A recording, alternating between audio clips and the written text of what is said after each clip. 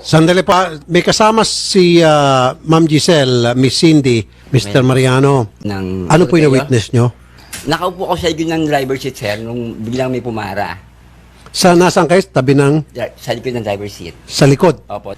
Pagkatabi niya sa kanya, biglang nag-react na agad yung babae na, "Hoy, ba't mo ako siniko? Ba't mo ako sisikuhin?" Parang akala niya, お前はもう死んでいる。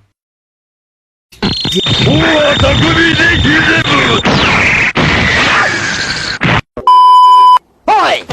Kung ayaw mo umuwi sa inyo, lahat ng ipag-uutos namin, susundin mo! "Anyabang mo, angas mo ah. Ano? Uwi ka na sa inyo!